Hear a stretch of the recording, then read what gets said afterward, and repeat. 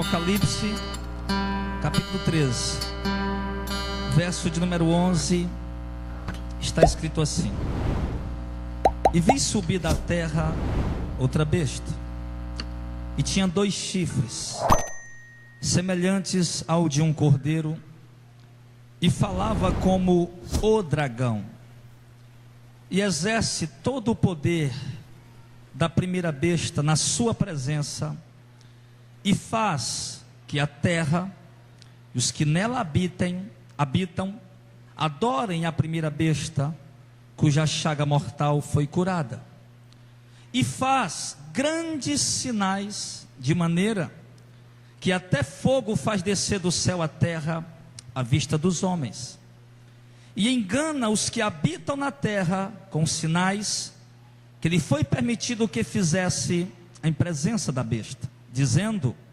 aos que habitam na terra que fizessem uma imagem à besta, que recebera a ferida de espada e vivia, e foi-lhe concedido que desse espírito à imagem da besta, para que também a imagem da besta falasse, e fizesse que fossem mortos todos os que não adorassem a imagem da besta, e faz que a todos, pequenos e grandes, ricos e pobres, livres e servos, lhe seja posto um sinal na mão direita ou na testa, para que ninguém possa comprar ou vender, senão aquele que tiver o sinal, ou o nome da besta, ou o número do seu nome.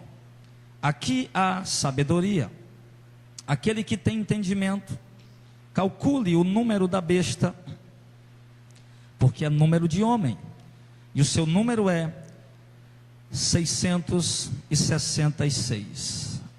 Agora preste bem atenção, irmão, que agora surge um personagem, um ser, que pelos 2 chifres que ele tem, ele parece o cordeiro, com um cordeiro.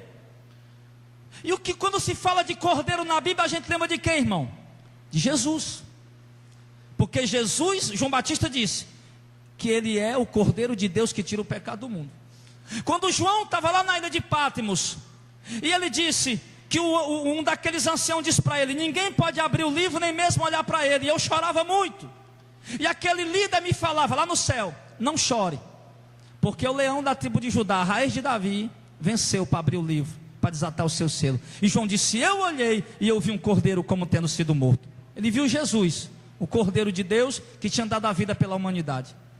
Então quando a Bíblia fala, irmão, que ele parece com um cordeiro, esse personagem, 2 chifres, parecido com um cordeiro, está dizendo o quê? Que ele parece com quem? Com Jesus.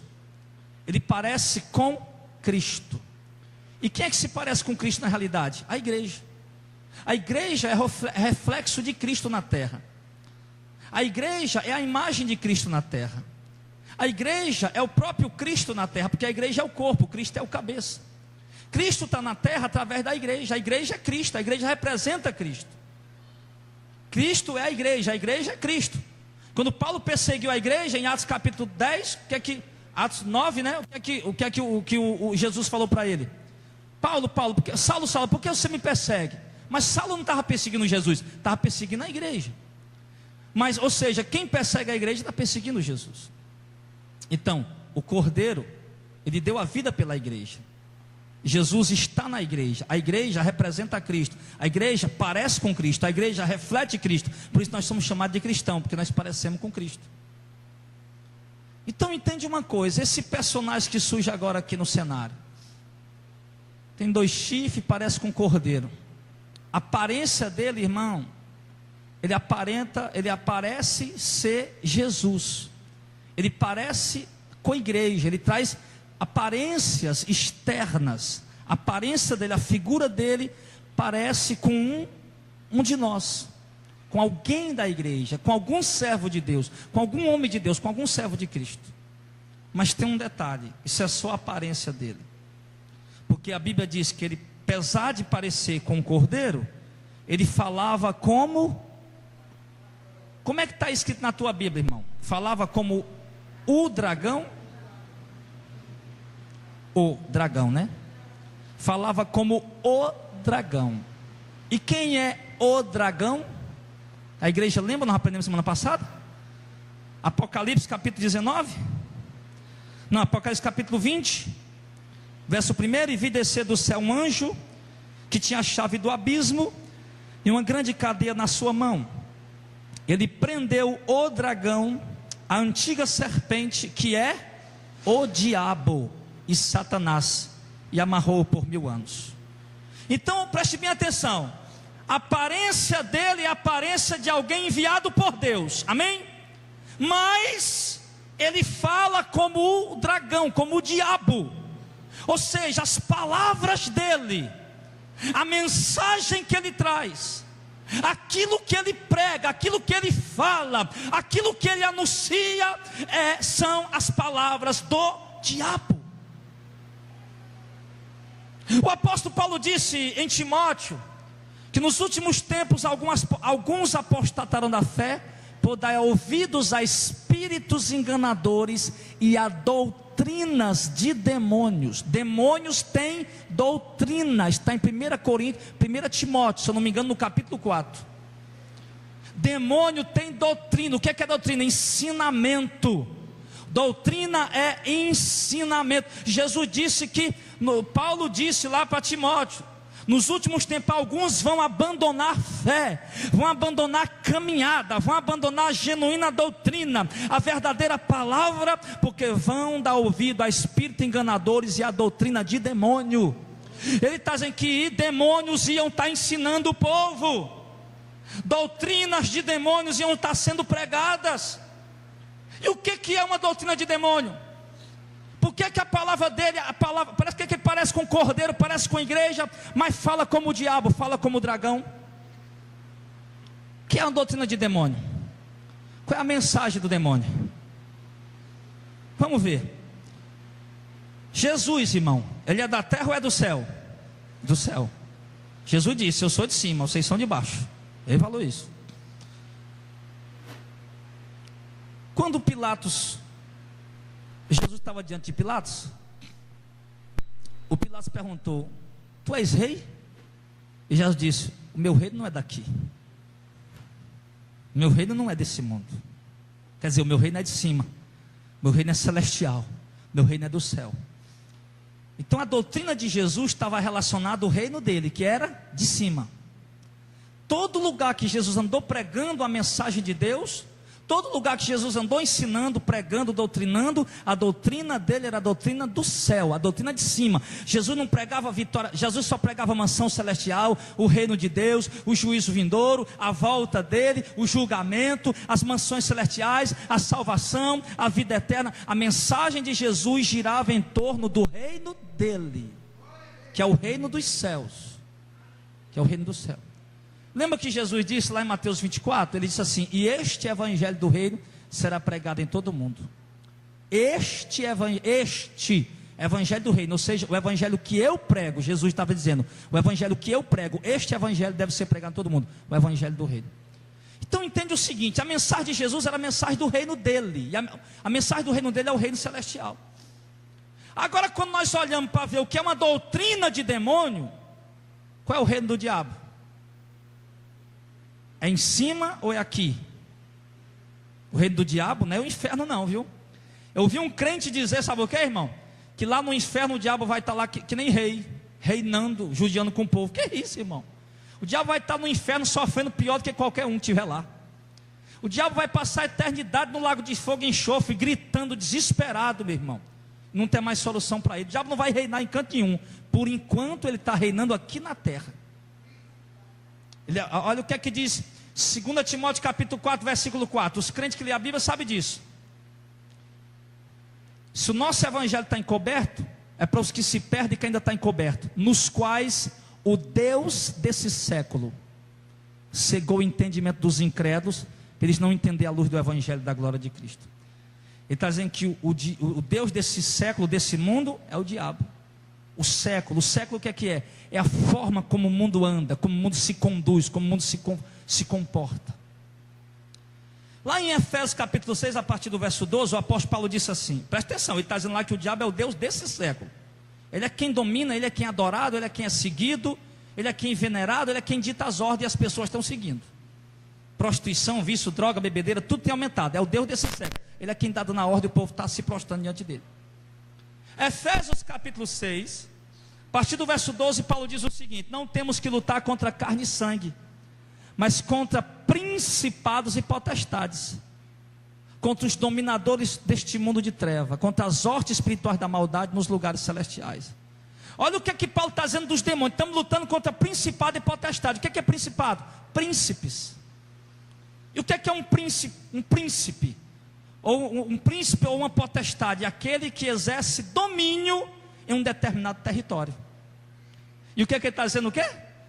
Estamos lutando contra os principados e potestades deste mundo de trevas. O que é que Paulo quer dizer com isso?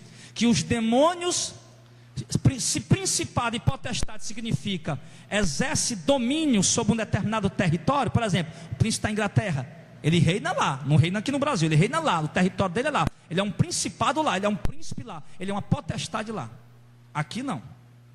Quando Paulo diz que os principados e potestades desse mundo de trevas, está dizendo o quê? Que eles estão exercendo poder e autoridade, domínio e reino aqui nessa terra. Amém? Ah, pastor, pensei que o reino da terra era de Deus. Você está enganado.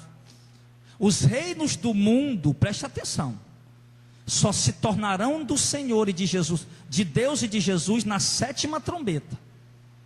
Na sétima trombeta, quando ele toca a sétima trombeta, aí os anjos vai e diz, lá no verso 15 do capítulo 11: e tocou o sétimo anjo a trombeta, e houve grandes vozes que dizia: os reinos do mundo vieram a ser do nosso Senhor e do seu Cristo, e ele reinará para todo sempre. Quer dizer, que os reinos do mundo vieram a ser do nosso Senhor e do seu Cristo, que não estava sendo. Deus entregou, Deus permitiu o diabo operar, trabalhar. Amém, pessoal? Então, se a mensagem de Jesus se referia ao reino dele, que era o reino celestial, Jesus só falava das ruas de ouro, as mansões celestiais. Então a mensagem do diabo também se refere ao reino dele, que é aqui. E aí como é que nós podemos identificar isso? Ele fala como um dragão, parece o cordeiro, parece a igreja, parece o enviado de Deus, mas fala como o dragão, ou seja, fala como o diabo. A mensagem dele é a mensagem do diabo, é a doutrina do diabo. Porque ele só fala, ele prega sobre o reino dele. Ele ensina as pessoas. Jesus ensinava o povo a como herdar o reino de Deus. O diabo ensina o povo como herdar as conquistas terrenas.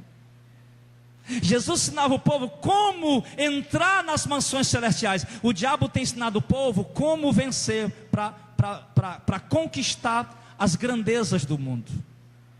Isso é a doutrina do diabo.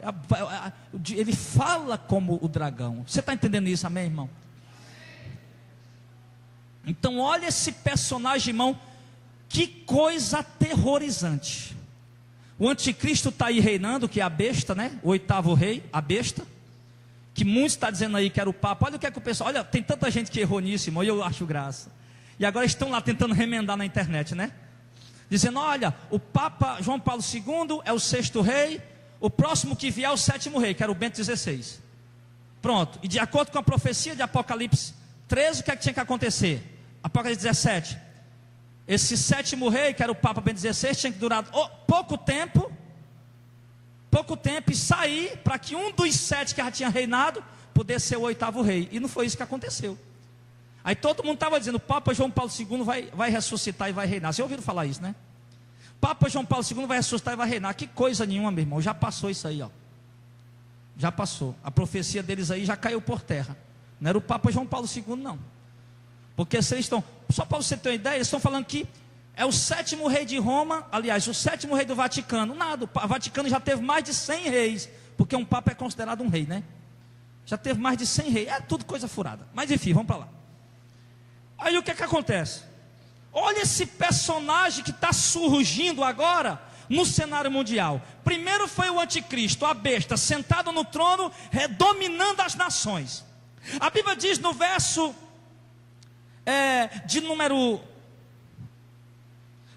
7, e foi permitido fazer guerra aos santos e vencê-lo, e deu-se-lhe poder sobre toda tribo, língua e nação. Ou seja, a besta, né, que é o falso profeta, o anticristo, ele está dominando todas as nações. Aí agora surge no cenário mundial esse camarada aqui, parecendo com um de nós, mas trazendo a mensagem do diabo, do dragão, que é do diabo. Aprende isso aí, crente, amém? Vai surgir no cenário mundial. E quem é esse camarada? Que parece com o Cordeiro, com Jesus, com a igreja, parece com o homem de Deus, mas fala como o dragão. A mensagem dele é a mensagem de Satanás, a mensagem do diabo, a mensagem da mentira, a mensagem maliciosa. Quem é ele? O que é que ele faz? Para nós poder saber o que é ele, quem é ele, é preciso a gente ler os versos seguintes. Vamos ler o verso 12. E exerce todo o poder da primeira besta na sua presença, e faz com que a terra e os que nela habitam adorem a primeira besta, cuja chaga mortal foi curada. Agora preste atenção nos 2 versículos seguintes. E faz grandes, o que, igreja? Sinais é o que? Quem sabe o que é sinais? Milagres. Faz grandes sinais, de maneira que até fogo faz descer do céu a terra à vista dos homens. E engana, ele faz o quê? Engana os que habitam na terra, com os sinais, com os milagres, que foi permitido que ele fizesse na presença da besta. Dizendo aos que habitam na terra que fizesse a imagem da besta, e que recebeu a ferida da espada e vivia. E aí depois ele vai enganar o povo com esses milagres. Está entendendo? O povo quando vê milagre fica doido, né? Não, milagre, é homem de Deus, vou atrás. Pronto, é isso que ele vai fazer. Ele vai enganar o povo com os milagres. E aí ele vai obrigar o povo agora a botar o sinal da besta, que a gente chega já lá. Vai obrigar o povo a colocar o sinal da besta na mão direita ou na testa. Então quem é esse personagem, pastor? Que parece o Cordeiro, parece com o homem de Deus, o mensageiro de Deus, mas na verdade a doutrina dele é a doutrina do diabo. O povo está lá vendo, isso é um homem de Deus, olha os milagres que ele faz, fogo descendo do céu, olha as maravilhas que ele faz, mas a mensagem dele é a mensagem do diabo. Só irmão que entende uma coisa, a mensagem do diabo não é essa, é para vocês matar uns os outros, a mensagem do diabo não é essa não. A principal mensagem de Satanás é a paz, no primeiro momento é a paz, é a falsa paz, é a unificação das igrejas, é a unificação de tudo, ele quer unificar tudo. Por quê? Porque nesse tempo a igreja vai estar aqui, aí toda igreja se unindo, né? Católica, evangélica, Testemunho de Jeová, Mormon, Assembleia de Deus, Batista, Universal, Mundial, Missão de Fé. Se todo mundo se unir, ninguém vai mais poder pregar contra as heresias. Por quê? Não, agora é um reinado de paz, agora é um reinado de tranquilidade. Não, cada um segue a religião que quer, aleluia, amém. Não, cada um vai seguir. Não, está entendendo? Então ele quer unificar. Ele quer unificar. Agora, quem é esse personagem que vai fazer tantos sinais e milagres que vai enganar o povo para colocar o sinal da besta? Vamos ver. Lá em Apocalipse 19, verso 20. Diz o nome dele lá. Aliás, diz aí o cargo que ele exerce, né?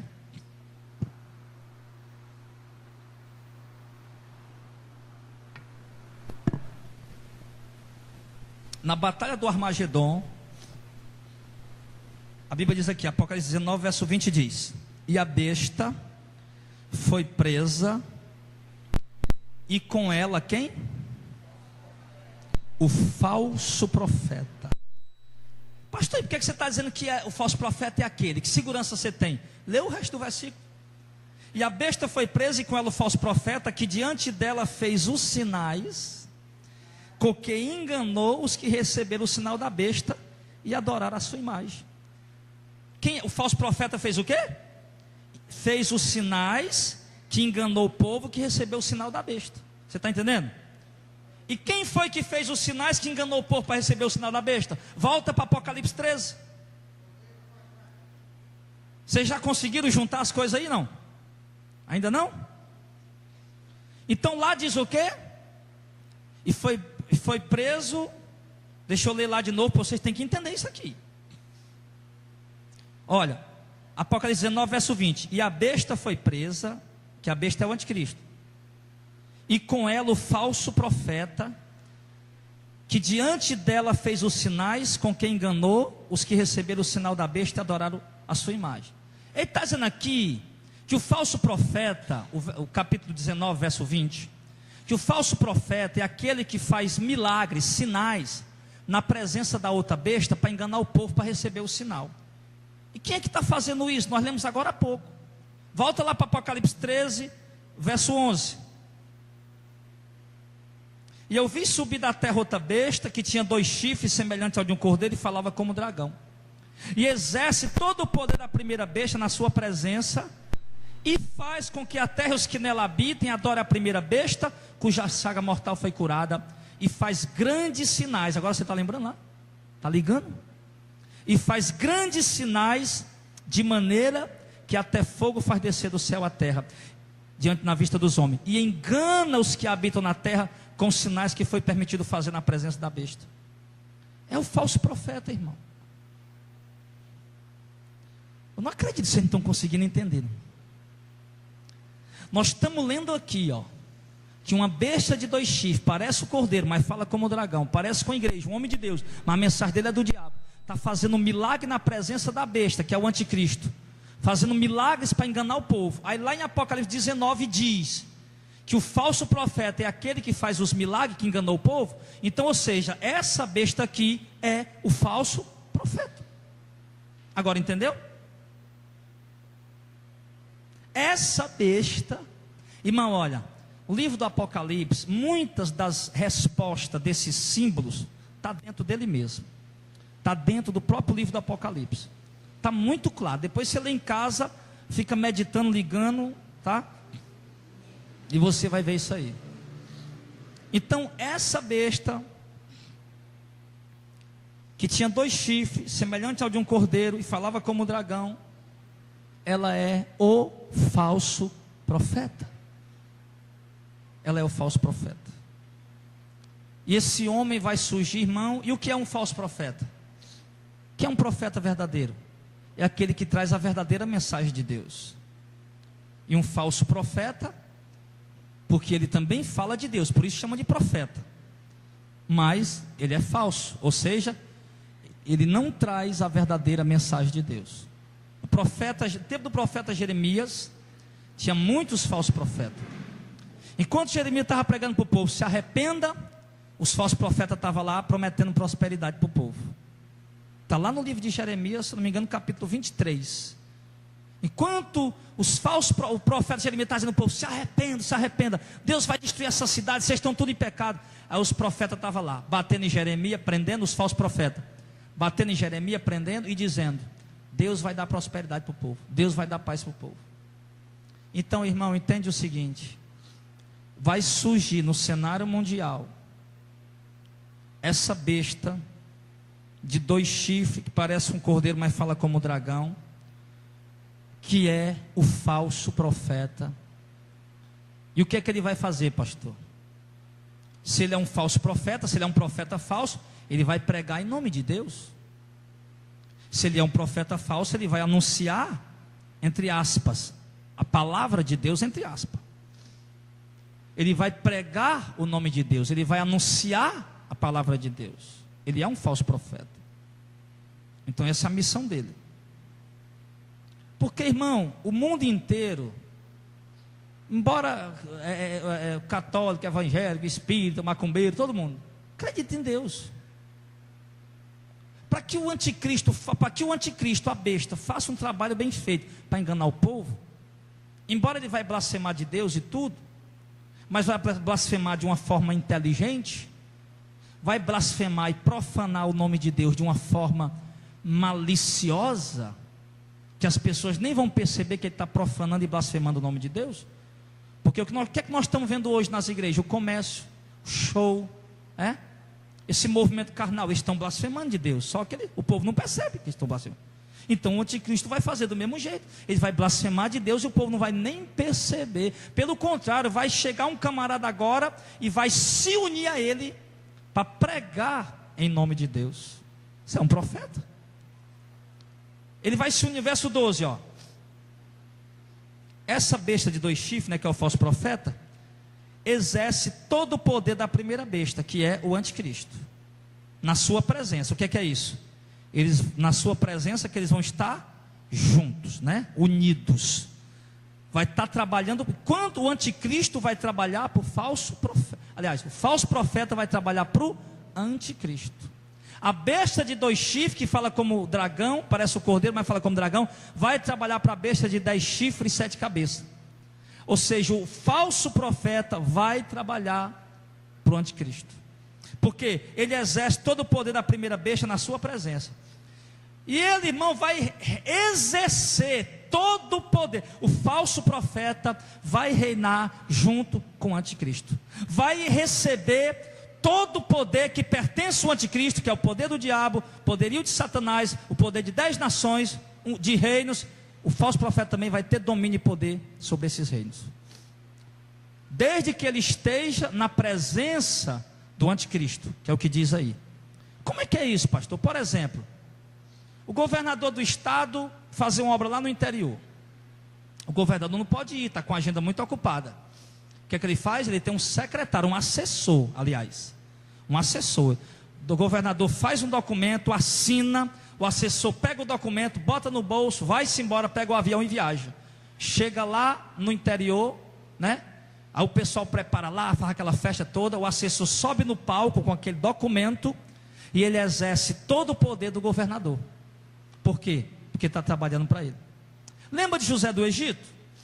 José do Egito era um escravo lá no Egito. Deus revelou o sonho para José. O faraó disse: olha, tu vai reinar agora, só eu estou acima de tu no Egito. Você vai reinar no Egito aqui, ninguém mexe um pé sem a tua ordem. Enquanto José trabalhasse para o faraó, fosse fiel ao faraó, José exercia o mesmo poder de faraó na terra do Egito. Amém? Do mesmo jeito é o falso profeta, o religioso, que vai se unir a esse político. Ele vai exercer todo o poder do anticristo, estando na presença dele, vai trabalhar para ele. E eu quero dizer para você, irmão, que o cenário hoje, o mundo, o cenário mundial hoje, está tudo se preparando para isso. Nós nunca vimos a igreja tão ligada à política como estamos vendo agora. Para que isso, pastor? Ninguém percebe, mas você vai perceber a partir de hoje. Por que a igreja está tão ligada à política? Tão ligada. Pastores candidatos, né? Pastores chamando os candidatos para cima do altar. Enfim, um apoio tremendo. Até campanha política dentro das igrejas estão fazendo. Até pastor pousando na foto com um candidato político, colocando na porta da igreja de entrada. Por que tudo isso? Por que a igreja nunca apoiou tanto político como está apoiando agora? Para que quando o anticristo se levantar, pronto, a igreja já está política mesmo? Não, é uma benção. O anticristo é uma benção, está resolvendo o problema do mundo. Aí agora surge o falso profeta, que é um religioso, e se une ao sistema político do anticristo. Não, é uma benção, a igreja já está ligada com a política, ninguém vai nem perceber, irmão. Ninguém vai nem perceber isso. Está lá na televisão passando, né? O anticristo, não vamos chamar de anticristo, né?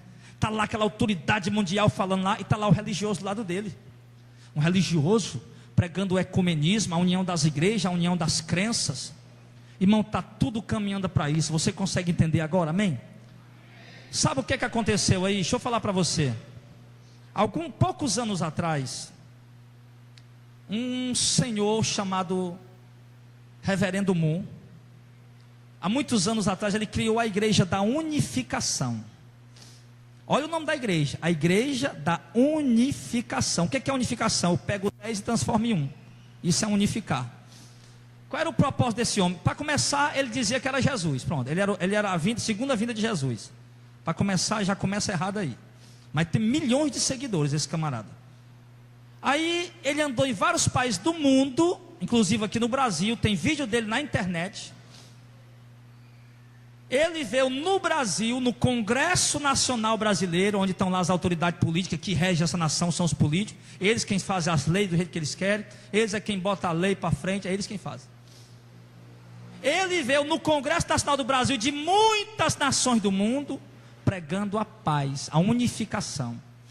Que todo mundo tinha que se unir, a religião tinha que se unir, os políticos tinham que se unir, as igrejas tinham que se unir. E olha, meu irmão, ele teve um êxito, ele teve tanto sucesso aqui no Brasil, que até pastores de uma Assembleia de Deus aí, não vou dizer qual ministério, né? Tem a Assembleia de Deus Madureira, tem a Assembleia de Deus Tempo Central, tem a Assembleia de Deus, enfim, tem várias Assembleias de Deus. Até pastores grandes, não, né? Não é pastorzinho pequenininho igual eu não. Pastores grandes, de grandes ministérios, se uniram a esse homem. E estava lá chamando ele, sabe de quê? De pai. Porque todos os seguidores chamavam o reverendo Moon de pai. Porque entendia que ele era Jesus, a segunda vinda de Cristo. Pastor da Assembleia de Deus estavam lá, unido com eles. Coloque lá no YouTube lá. Reverendo Moon no Brasil, unido com pastores. Coloque aí por aí assim que você encontra. Aí, meu irmão, trabalhando para quê? Para unificar. E esse homem percorreu muitas nações do mundo, meu irmão. E o que é que o mundo mais quer hoje? Paz. O que é que o mundo mais quer hoje, irmão? União.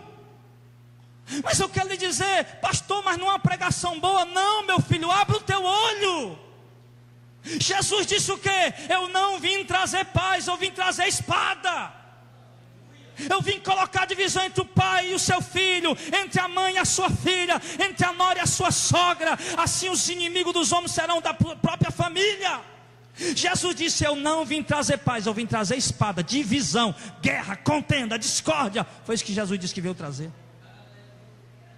Aí como é que agora as religiões vão tudo se unir? Está errado. Isso é coisa do diabo, é coisa do demônio. Quem tem que se unir, irmãos, são os cristãos, numa mesma fé. Agora me diz uma coisa, a divisão já está dentro do cristianismo. Os católicos, a maior igreja cristã do mundo, e a visão cristã católica é totalmente errada, mas são cristãos. E tem muitas igrejas cristãs também que a visão é totalmente errada. Às vezes os pastores me dizem: pastor, você tem que se unir com os outros. E para quê? Eles são cristãos. Se for me unir com ele, eu me uno com o Papa também, que ele também é cristão. Igreja católica é igreja cristã também. Você está entendendo? Então a desunião já está dentro da igreja. Por quê? Porque está todo mundo distorcendo a doutrina. Não tem como haver união, meu irmão, com distorção doutrinária. Não tem como haver união, eu em cima do púlpito aqui dizendo: Jesus disse para você, rico, vendo o que tem, reparta com os pobres. Aí chegou outro camarada aqui: não, meu irmão, você que é rico, consiga mais 1 milhão, consiga mais 10 milhões. Como é que vai ter união nisso aí? Me diga. Quem está pregando a verdade nisso aí? Aí complica. Quem está pregando a verdade? Vai olhar o que Jesus ensinou e você vai ver quem está pregando a verdade. Então não tem como haver união. Jesus disse que nós ia ser perseguido e odiado por todos por causa do nome dele. Amém, irmão? Mas a igreja hoje não está sendo perseguida nem odiada por ninguém. A igreja se tornou amigo de políticos, a igreja se tornou amiga do mundo, a igreja se tornou amiga de todos. A igreja está unida a tudo, todo mundo é amigo de todo mundo e pronto, acabou a história. Não vou pregar contra isso não, porque vai ferir aquela... Não, também não vou pregar contra isso aqui não, porque também vai atacar. Não, vou pregar isso aqui não, vou pregar. Aí não prega mais nada, né? A Bíblia está ali só de enfeite. Não prega mais. Por isso que é 1h30 de dança, de teatro, de apresentação nas igrejas aí. Deixa 15 minutinhos para a palavra, porque com 15 minutos o cara diz qualquer coisinha ali, pronto, aí o povo vai embora. Por isso, não pode mais pregar a palavra, não deixa, não aceita. Olha, os donos de grandes emissoras de rádio e televisão, eles trabalham para esse sistema do anticristo. Eles também não querem que a gente pregue essa verdade lá. Por quê? Porque traz divisão, traz discórdia, traz contenda. E Jesus foi preso com acusação de quê? Os fariseus, os sacerdotes chegaram lá com Jesus amarrado. Está aqui Herodes, está aqui Pilatos. Nós chamamos esse homem aqui pervertendo o povo. Que é isso? Pilatos, esse Jesus aqui está botando o povo a perder, está trazendo divisão ao povo. Jesus, irmão. Disseram que Jesus estava trazendo divisão, porque estava pregando uma doutrina que estava tirando o povo do judaísmo para seguir o cristianismo. E o apóstolo Paulo, quando viram Paulo lá em Jerusalém, sabe o que eles disseram? Aliás, quando viram Paulo lá numa cidade da Macedônia, sabe o que eles disseram? Aqueles que estão alvoroçando o mundo já chegaram aqui também. Esses homens são uma praga, são uma peste. Eles estão alvoroçando o mundo, onde eles passam? Aí eu pergunto: cadê esta igreja que alvoroça o mundo, meu irmão? Cadê essa igreja que perturba os falsos profetas? Então, e outra coisa, está tudo trabalhando, irmão, para o anticristo surgir. Política, a igreja está no meio da política. Pronto, quando o anticristo surgir, que trouxer a paz mundial, opa, meu, foi uma bênção, faz as nossas orações, Deus ouviu. Que oração, coisa nenhuma, meu irmão. É o anticristo, é o próprio Satanás ali naquele homem, que vai vir para destruir tudo aqui agora, com esse negócio de paz, para poder conquistar o mundo. Trouxe paz, pronto, ganhou o mundo. Agora vamos matar a igreja. Não é o que diz aqui, ó, no verso 7, e foi permitido fazer guerra aos santos e vencê-los. Vão matar nós, irmão. E você ainda acha que eles são a resposta de Deus? Que coisa nada, rapaz.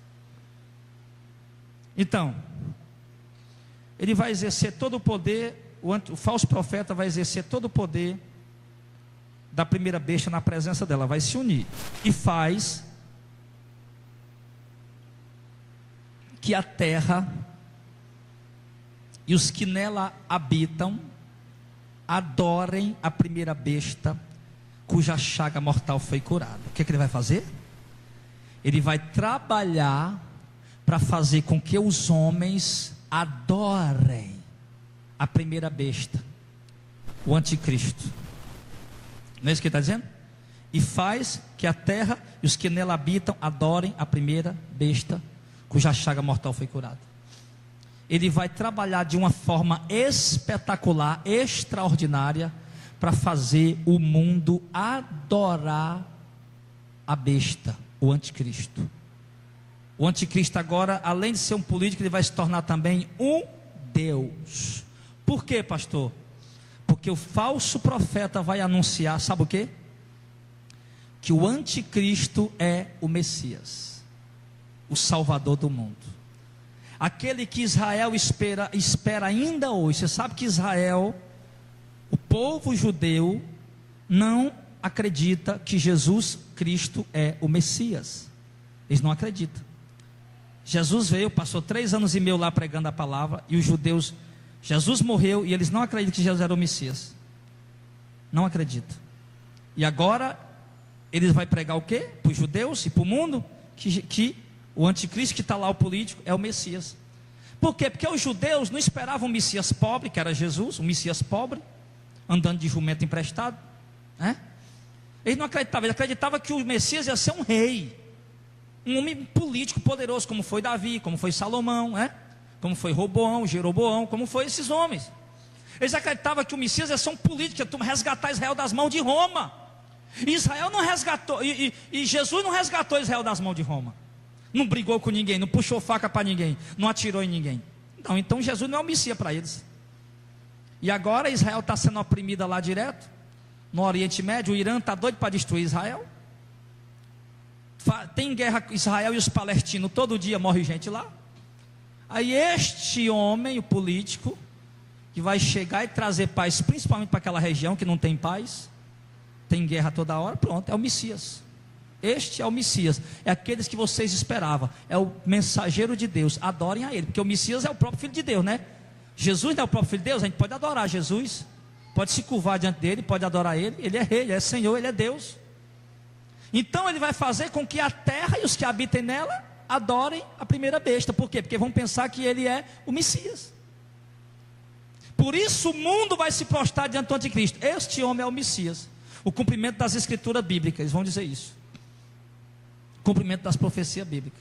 E aí, e ele vai fazer isso como? Vai conseguir fazer o povo adorar ela como? Verso 13: e faz grandes sinais, de maneira que até fogo faz descer do céu a terra à vista dos homens, e engana os que habitam na terra. Engana, está vendo? Ele engana os que habitam na terra com sinais que ele foi permitido que fizesse na presença da besta, dizendo, o que é que ele vai dizer? Dizendo aos que habitam na terra que fizessem uma imagem à besta, que recebeu a ferida da espada e vivia. Agora ele vai fazer o quê? Ele vai mandar o falso profeta, com os milagres dele, vai dizer: esse homem é o Messias, o mundo vai se prostrar diante dele.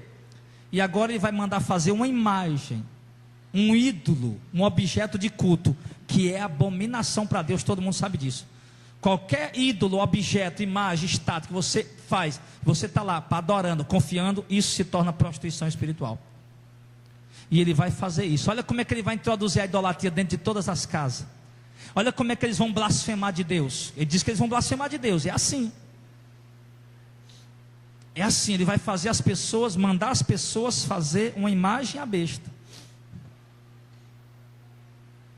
Então agora a besta, o anticristo, o falso Messias, se transforma um ídolo, se transforma num Deus. Pela pregação do falso profeta, aquele homem, o anticristo, ele é o Filho de Deus, ele é Jesus, ele é o Messias. E agora façam uma imagem para ele. Vão fazer uma imagem para ele. O povo já está maravilhado com tanto milagre, fogo descendo do céu, tanto milagre, o mundo em paz, ninguém nunca viu paz no mundo, o mundo está em paz, está todo mundo, não, vamos fazer agora, não tem nem conversa, continua até dois. E a igreja aqui, a igreja ainda aqui, não vá pensar que a igreja saiu nesse tempo, não, que a igreja saiu nesse tempo ainda não. A igreja está quase saindo, mas ela está aqui ainda. E aí o que acontece? Verso 15, aí o povo faz a imagem, né? Aquela imagem, aquela escultura, não sei, um objeto, uma imagem, a besta, da besta, né? Verso 15 diz: e foi concedido que desse espírito à imagem da besta, para que também a imagem da besta falasse, e fizesse que fosse morto todos que não adorassem a imagem da besta. Presta atenção nisso aqui. Ele vai mandar, exigir, ordenar o mundo que faça uma imagem da besta, né? Que é o anticristo, que é o falso Messias. Vai tomar o lugar de Jesus, quer tomar o lugar de Jesus, o povo adora ele no lugar de Jesus. E aí, pronto, está todo mundo adorando ele. Agora faça uma imagem, cada um vai fazer uma imagem. Acredita, irmão, sabe essas imagens que tem nas beiras de estrada? Vai ser tudo tirada, vão dar lugar a essa imagem.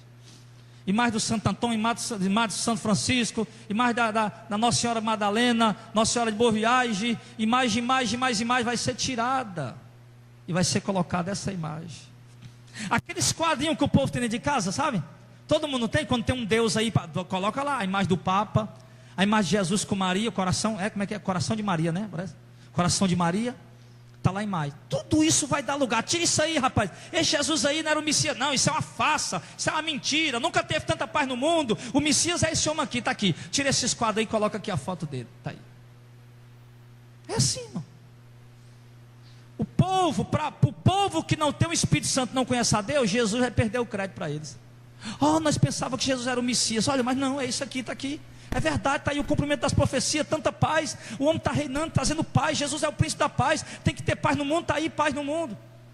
Aí o povo tirando as suas idolatrias, porque a Bíblia diz que ele se levanta, lá em 2 Tessalonicenses 2, diz que ele se levanta contra tudo que se adora e se chama Deus. Se levanta contra tudo e vai varrer, meu irmão, tudo que é de ídolo que o povo adora, Maria, todos os santos, tudo que é de ídolo que o povo adora, ele vai varrer tudo. Ele se levanta contra tudo que se adora e que se chama Deus. Ele se levanta contra tudo isso. E só ele vai assumir agora o lugar de Deus no coração das pessoas, nas casas das pessoas. E agora, mais um milagre extraordinário. Vai ser permitido que dê espírito à imagem da besta, para que também a imagem da besta falasse. A imagem que vão fazer, um milagre, mais um sinal extraordinário, procedente do espírito enganador, da operação do erro, do espírito do engano, vai fazer com que a imagem da besta fale. Aí, meu irmão, aí vai cair todo mundo de cara no chão, vai cair todo mundo de joelho adorando, não tem nem como. O homem já fez tanto milagre, tanto sinal, agora até a imagem dele está falando. Não tem como, é Deus e acabou a história. É Deus na terra, purinho. E todo mundo prostrado adorando. E aí agora, já que está conquistou todo mundo, amém? Todo mundo conquistou todo mundo. E aí agora o que é que ele faz? Faz com que sejam mortos todos que não adorassem a imagem da besta. O que é isso? Se tornar obrigação, se tornar lei, obrigatório. Quem lembra de Nabucodonosor? Fizeram uma estátua para ele, o rei da Babilônia. Aí disseram lá, juntaram todos os impérios do mundo que serviam a Nabucodonosor, reuniram. Hoje é a inauguração da estátua de Nabucodonosor. Aí disseram, aí ficaram lá as autoridades, quando tocar a buzina, a cita, a harpa, a gaita de fole, quando tocar os instrumentos, todo mundo se ajoelha diante da imagem de Nabucodonosor. Aí tocaram, aí o povo se ajoelhou. Aí Sadraque, Mesaque e Abednego ficaram em pé. Aí fizeram o que com eles? Rei, tem 3 que não se prostraram aí. 3, como é que pode isso? Nabucodonosor era o demônio puro. Como é que pode isso? Traga esses homens aqui, trouxeram. Ô Sadraque, Mesaque e Abednego, é verdade que você não se ajoelhar diante da minha imagem? É verdade, rei. É verdade. Não se ajoelhar. Eu vou mandar tocar de novo. E se vocês não se ajoelhar, eu vou esquentar a fornalha para vocês e jogar vocês dentro. E eles disseram o quê? Rei, pode mandar tocar. Pode esquentar a fornalha. Se nós tiver de morrer, nós morre. Mas nós não vamos se prostrar diante dessa imagem maldita. É isso que os crentes vão fazer nessa hora. Quando levantar a imagem da besta, a igreja vai estar aqui e vão dizer: quem não se ajoelhar vai morrer. E o que vai ter um monte de Sadraque, Mesaque e Abednego aqui, meu irmão, morrendo queimado, mas não vão negar o nome de Jesus, porque sabe que terão uma ressurreição gloriosa. É isso. Vão morrer. Vai fazer que sejam mortos. São inimigos do Estado esses homens. Esses homens são inimigos, não querem se dobrar diante da imagem do Messias. É o Messias, é o Filho de Deus, está aí. Ele trouxe paz para o mundo. Vão matar. E vão matar. E vão morrer. Amém, pessoal? Você sabe, irmão, eu levo isso aqui tão a sério, mas tão a sério mesmo que eu estou pregando para você. Eu não estou pregando aqui, para mim eu não estou fazendo fantasia, eu estou pregando o que eu creio. Eu levo tão a sério isso, que eu já pedi a Deus até que me tirasse antes de acontecer isso aqui, porque eu sei que vai ser uma tortura mesmo, uma tortura. Vou dizer, filho, bem-aventurados homens e mulheres de Deus que partir para Cristo antes desse tempo, porque o caos e a perseguição contra a igreja vai ser tão grande como nunca se viu em muitos anos. Vai ser comparada apenas à perseguição da primeira igreja, a igreja dos apóstolos. Foram perseguidos. Eles, pastor, será que eles matam mesmo? O que é que você acha? Tem vídeo na internet aí hoje, cristãos sendo degolados. E os crentes do passado, como é que foram mortos no tempo dos apóstolos? Colocados na arena do Coliseu e os leões comendo eles. Criança, velho, mulher grávida, comendo, os leões ia lá e comia eles. E outros era como, pastor? Banhava em picha, amarrava em poste e tocava fogo, o cara vivo lá queimando, gritando. Cristão. Mataram, irmão. Mataram o cristão, irmãos, dentro da dama de ferro. Sabe o que é a dama de ferro? Era uma armadura de ferro que colocava o cristão dentro e deixava ele lá agonizando até morrer. Em outros casos, eles pegavam aquela armadura de ferro e colocavam dentro do óleo quente fervendo, e eles morriam cozinhados dentro. Sabe como foi que mataram cristãos, pessoas no passado? Olha isso aqui, meu irmão. Eles empenduravam, isso aqui tudo é história, que eu estudei e sei. Eles empenduravam as pessoas em corda em cima e colocavam uma lança embaixo com a ponta de ferro na parte íntima da pessoa, ou no ânus ou na vagina. E ali, com o peso da corda, eles iam saltando a pessoa. E aquela lança ia entrando dentro da pessoa. Eles matavam as pessoas assim. Eles amarravam a pessoa dentro de gaiolas, irmão, desse tamanho aqui, ó, mal cabia a pessoa dentro. Tinha que embolar o camarada para botar dentro. Pendurava no meio do sol quente, deixava o cara lá dias e dias lá morrendo. Até morrer. Até morrer. Eles amarravam, deitavam pessoas em cima de uma tábua, esticavam os braços e as pernas, rolando um tipo de um rolamento. Esticava a pessoa até desconjuntar os seus braços e pernas. Cristãos morreram assim no passado. Outros morreram, sabe como? Tem tanta coisa, irmão, tudo da história. Eles colocavam, derramavam óleo quente dentro da pessoa.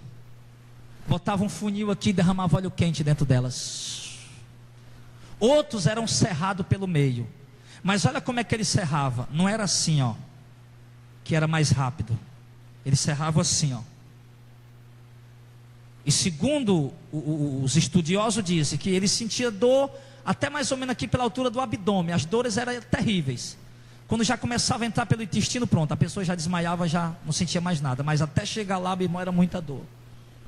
Então mataram cristãos assim, irmão. Pessoas morreram assim por causa do nome de Jesus. Pessoas foram mortas, assassinadas dessa maneira por causa do nome de Jesus. E no final dos tempos virá uma perseguição semelhante para a igreja, meu irmão. Aí você ainda está aí amando esse mundo? Você ainda está aí preocupado, meu irmão, na conquista de amanhã? Está ainda preocupado nas vitórias da vida, meu filho? Para quê, meu irmão? Te preocupa com a tua salvação. Vai chorar e pedir Jesus. Vem buscar a tua igreja. Vem arrebatar a tua noiva. Vai pedir Jesus para voltar, meu irmão. Pedir Jesus para te encher do Espírito Santo, para que você tenha força para suportar esse momento. Vai ser um tempo terrível, irmão. Um tempo terrível. Um tempo muito difícil. Olha, e no verso de número 16 diz: e faz que a todos, pequenos e grandes quer dizer gente rica, gente pobre, gente importante, gente simples, ricos e pobres, livres e servos, lhe seja posto um sinal na mão direita ou na testa. Para que serve um sinal? O que é um sinal?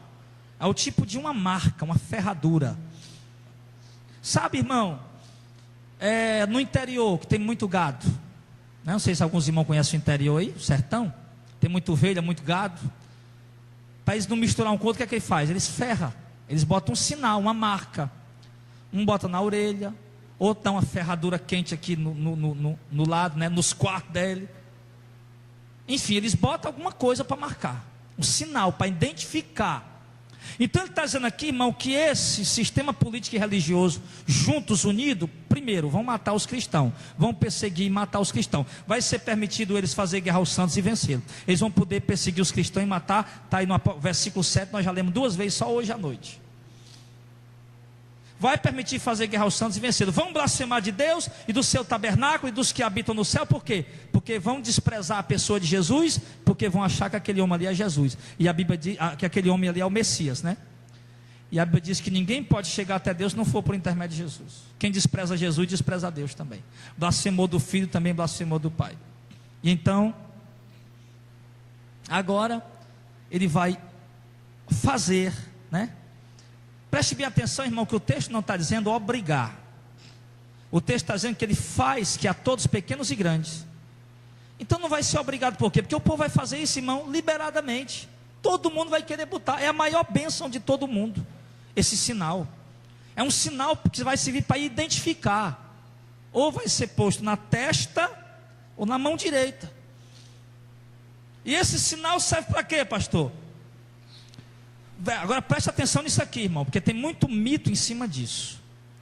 Esse sinal serve para quê? Para que ninguém possa comprar ou,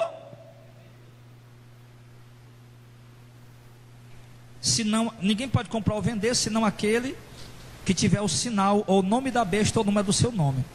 A gente compra com o que, irmão? O que é que a gente usa para comprar? Dinheiro. Ninguém chega nos cantos comprando nada com CPF. Não. Se você pode mostrar o CPF, mas o dinheiro tem que estar lá. Ninguém compra lá com cartão de plano de saúde, né? Eu quero, está aqui minha conta, deu quanto? R$400, está aqui meu cartão de saúde. Ninguém compra com cartão de saúde. Compra com dinheiro. Por que eu estou dizendo isso aqui? Porque o texto diz muito claramente: ninguém vai poder nem comprar nem vender que não tiver o sinal da besta. Isso está ligado ao que, irmão? O sinal da besta está ligado a quê diretamente? Dinheiro. Se ninguém pode comprar nem vender se não tiver o sinal da besta, então está ligado a dinheiro. Aí o povo diz: o sinal da besta é o CPF. Você lembra antigamente? O sinal da besta é o CPF. Que nada, rapaz. O sinal da besta é o código de barra. Também lembra disso aí? Eu lembro demais. O sinal da besta vai ser o código de barra, rapaz. Ninguém pensa que o negócio de código de barra é o selo da besta. Que conversa é essa, rapaz? O sinal da besta está ligado a dinheiro, a moeda. E olha, irmão, isso vai ser feito em todo o mundo. O que é que o texto está mostrando para nós aqui? O que é que o texto está revelando para nós? Que vai haver uma globalização. Vocês já ouviram falar nisso no jornal por aí? Globalização. Hoje, irmão, o mundo está está numa crise financeira terrível. Aí a Europa, né, a gente vê no jornal toda hora, crise por cima de crise. O Egito, irmão, lembra? É o Egito, Clésio? A Grécia está numa crise de morrer. Até os bancos estão fechando que não tem dinheiro para pagar o povo. Os aposentados na fila voltam para cá chorando que não receberam dinheiro. Aí nem leva o dinheiro para comprar e nem o comerciante pode mais vender, porque também não está mais recebendo dinheiro, está quebrando todo mundo. A crise. A crise está indo para a Inglaterra, está indo para Portugal, está se espalhando em todo lugar. A crise está na Europa, a crise está nos Estados Unidos, na América. Os Estados Unidos está vendo uma crise desde 2011, está quebrado os Estados Unidos, não pode pagar a dívida, está quebrado, está arrebentado. O Brasil está entrando numa aí agora, né? Vocês já perceberam? Ou não caiu a ficha ainda? Daqui a pouco você vai comprar um bujão de gás, já está R$100. Daqui a pouco a energiazinha, a taxa mínima que era R$5, você vai pagar 50. O Brasil está entrando numa crise, meu irmão, terrível. E a solução para a crise qual é que eles vão fazer? Aumentar os impostos. É bom, né, irmão? É uma benção para nós, né, irmão? Aumentar os impostos. Um quilo de arroz que custa R$2 vai para 3. Vai aumentar os impostos para poder pagar a crise. Não precisa aumentar os impostos não, irmão. É só pegar um bocado desses ladrão que estão no poder aí e tirar e botar preso. Pronto, acabou a crise. Não era mais fácil? Aí não, vamos bater no pobre da população, né? Aumentar os impostos para acabar com a crise, né? Vamos cortar o salário de algumas pessoas. Vai ser muita coisa. Aí o que acontece? Então, essa crise, irmão, que o mundo está vivendo, já é um sinal, uma preparação de terreno para a chegada deste sinal. O sinal da besta está ligado diretamente a comprar e vender, está ligado diretamente a dinheiro. E preste atenção numa coisa que ele mostra aqui, é um sinal que vai ser posto em todo mundo, né? Como é que ele diz? Grandes e pequenos, ricos e pobres, servos e livres. O que é que ele está falando aqui? De uma moeda única em todas as partes do mundo. É isso que ele está fazendo. Hoje nós temos a globalização, mas ainda não é a globalização do jeito que eles querem. O mundo já está vendo a globalização. Por exemplo, nós temos o Mercosul. O que é o Mercosul? São vários países da América do Sul, que é a nossa região aqui, que criaram um tipo de mercado único, onde eles movimentam financeiramente com facilidade. Aí eles criaram aí, né?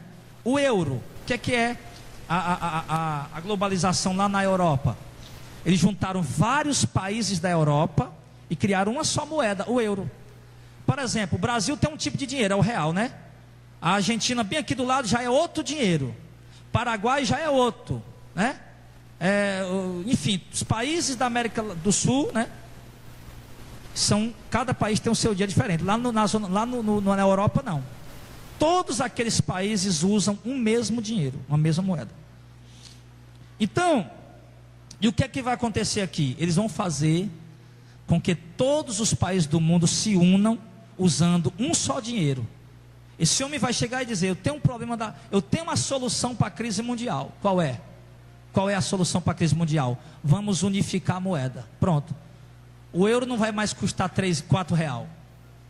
O dólar não vai mais custar 3 e tanto.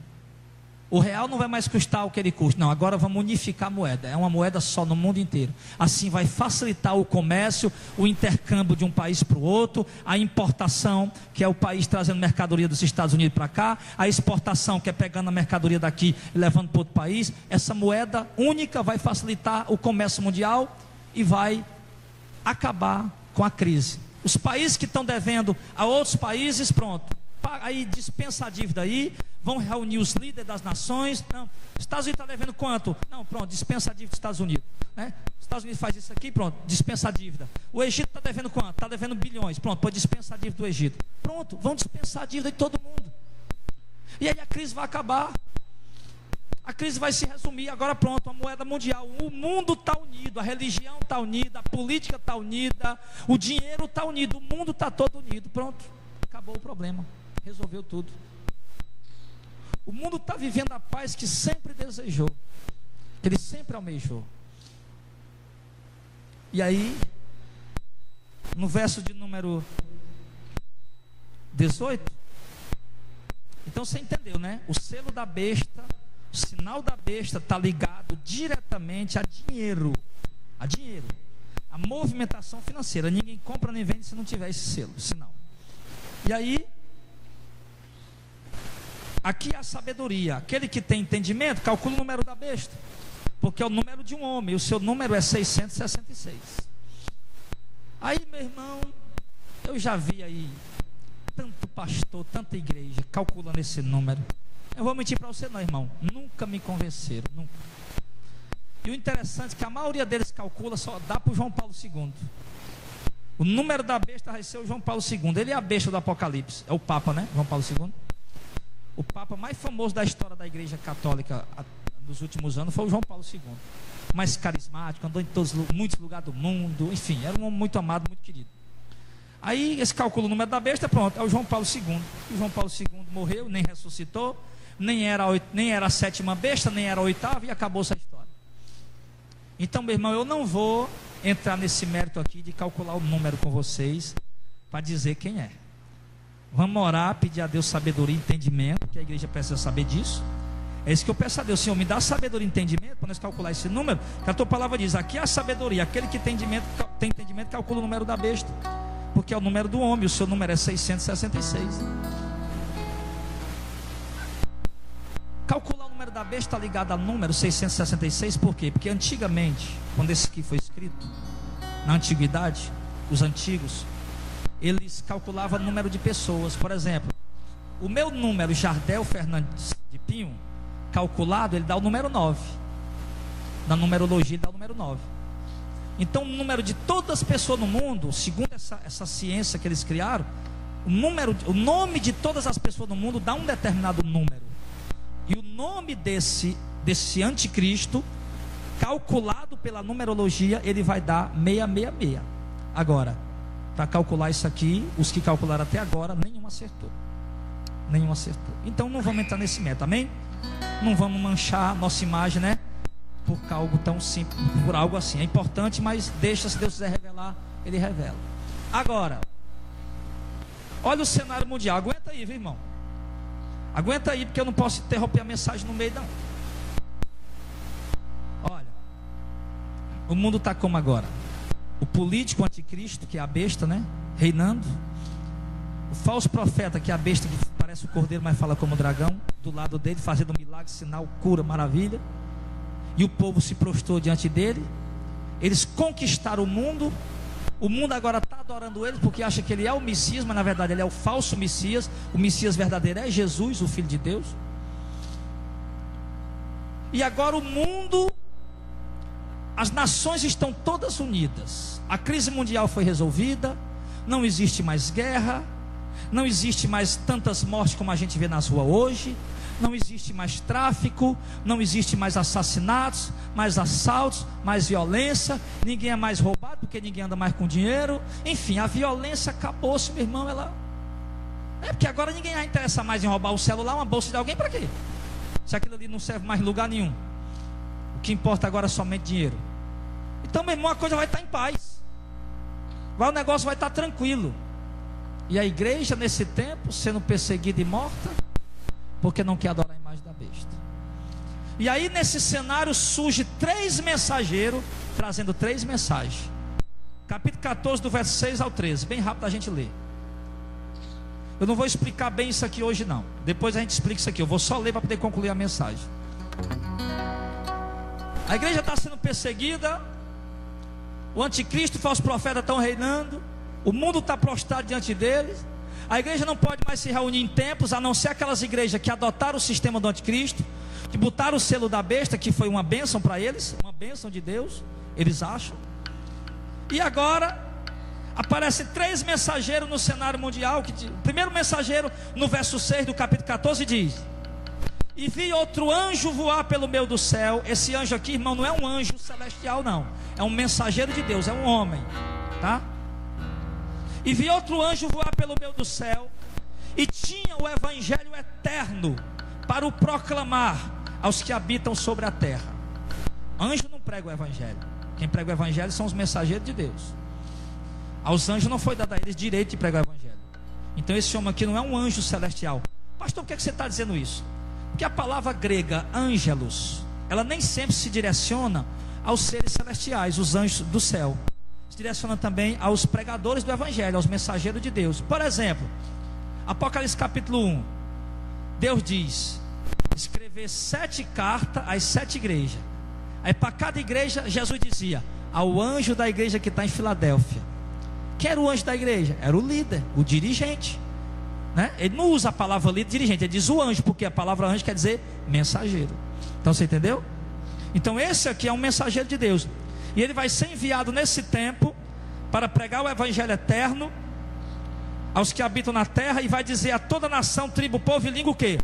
Com grande voz: temam a Deus e dê-lhe glória, porque vinda é a hora do seu juízo, e adorem aquele que fez o céu, a terra, o mar e a fonte das águas. Esse homem vai, esse mensageiro vai surgir no cenário mundial, no meio dessa crise espiritual terrível.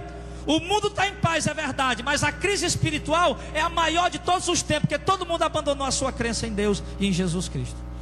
E esse homem vai surgir no cenário mundial, mensageiros de Deus, dizendo ao povo: se arrependam e temam a Deus, porque o dia do juízo dele está chegando. E isso ele vai conseguir pregar em todo mundo. Claro, vai ser perseguido também, mas de alguma forma Deus vai fazer com que ele pregue isso em todos os lugares do mundo. Esse anjo aqui, irmão, representa uma mensagem. Várias pessoas pregando isso em várias partes do mundo. E o segundo anjo, verso 8: o outro anjo seguiu dizendo: caiu Babilônia, aquela grande cidade, que a todas as nações deu a beber o vinho da ira da sua prostituição. Surge outro mensageiro agora dizendo que a Babilônia vai cair. E a Babilônia depois a gente vai estudar, que é aquela mulher sentada em cima da besta. Quem é aquela mulher, né? Depois a gente vai estudar isso aí. Aí o terceiro anjo, no verso 9, diz: e seguiu o terceiro anjo, dizendo com grande voz, quer dizer, falando bem alto para todo mundo ouvir: se alguém adora a besta. Agora olha a mensagem desse mensageiro. Ele vai enfrentar o sistema de frente. Se alguém servir a besta, ou melhor, se alguém adorar a besta e a sua imagem, e receber o sinal na testa ou na mão, também o tal beberá do vinho da ira de Deus, que se derramou, não misturado no cálice da sua ira, e será atormentado com fogo e enxofre diante dos santos anjos de Deus e diante do Cordeiro, e a fumaça do seu tormento sobe para todo sempre. E não tem repouso nem de dia nem de noite os que adoram a besta e a sua imagem, e aquele que recebeu o sinal do seu nome. Amém. Para bem aí. Um mensageiro vai chegar, um povo, Deus vai levantar um povo nesse tempo, que vai enfrentar esse sistema de frente, de cara, e vão pregar para o povo e dizer o quê? Se alguém adorar a besta ou a imagem, e colocar o sinal na mão ou na testa, vai sofrer a ira de Deus. Eles vão pregar isso para o povo ouvir. Vai ser condenado, e a fumaça do seu tormento vai subir para todo sempre. Aí, meu irmão, preste atenção agora. De um lado, os políticos e os religiosos dizendo: coloca o sinal da besta, é uma bênção, quem não colocar morre. Do outro lado, os pregadores de Deus dizendo: quem colocar o sinal da besta vai para o inferno, vai ser condenado. E o povo naquele negócio: eu vou, boto, não boto, eu vou, não vou. Nessa época, o povo vai ser avisado, o povo vai ter oportunidade. Nós já estamos tendo, amém? Nós já estamos sendo avisados. Quando chegar um sistema monetário mundial, pronto, é o selo da besta. Seja lá o que for, seja lá o que for, sistema monetário mundial, uma moeda única no mundo, pronto, é o selo da besta. E os anjos de Deus estão dizendo, a mensagem de Deus está dizendo: quem colocar o sinal da besta, número do seu nome, vai ser condenado, não vai ter repouso nem dia nem de noite. E aí, meu irmão, os homens vão ter que tomar uma decisão muito difícil, porque muitos irmãos só estão preocupados com aqui e agora. Muitos só estão querendo ver aqui e agora. O que para eles, por quê? Porque o selo da besta também vai ser botado em nome de Deus. O selo da besta também vai ser botado em nome de Deus. O falso profeta vai pregar isso. Eles vão achar que o anticristo é o Jesus, é o Messias, e não é.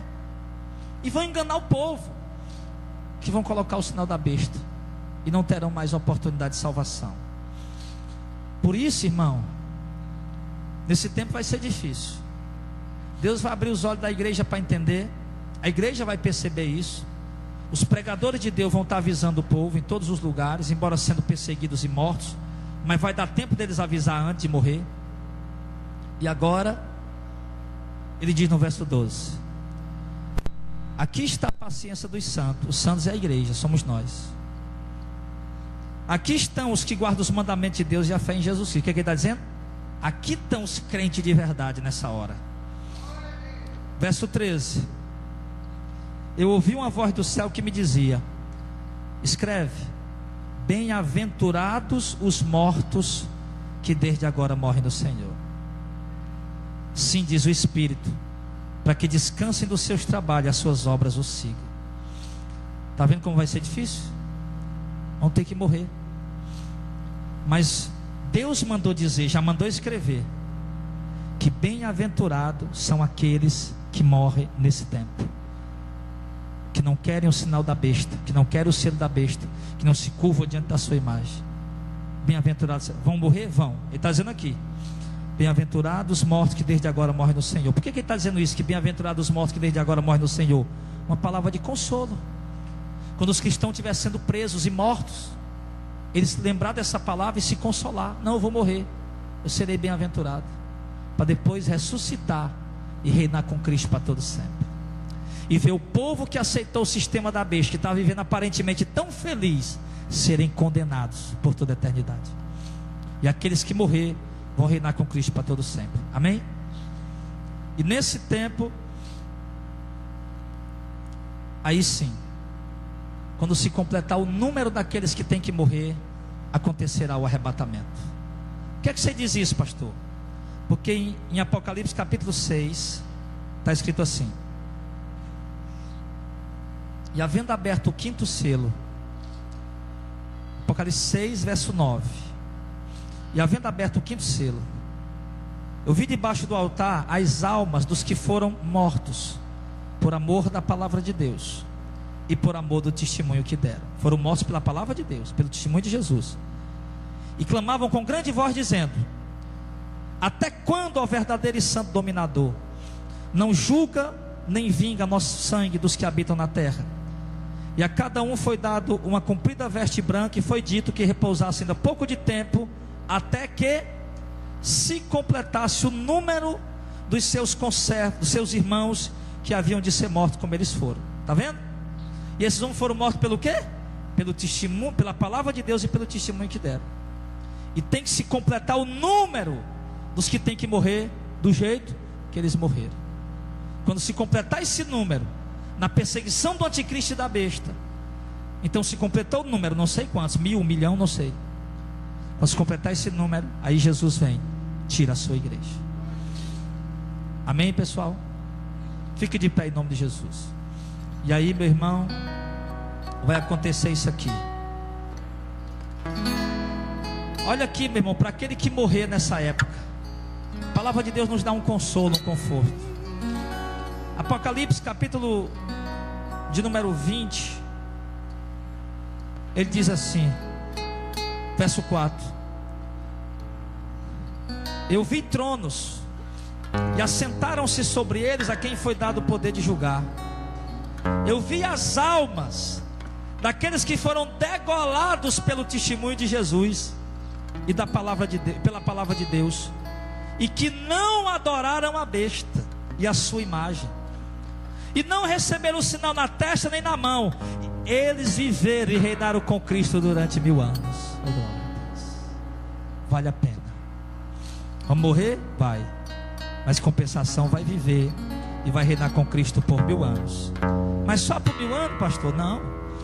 Depois em Apocalipse 22 verso 5 diz, depois Apocalipse 22 verso 3 diz: e ali nunca mais haverá maldição contra alguém. Nela, na cidade, estará o trono de Deus e do Cordeiro. Os seus servos o servirão e verão o seu rosto, e na sua testa estará o seu nome.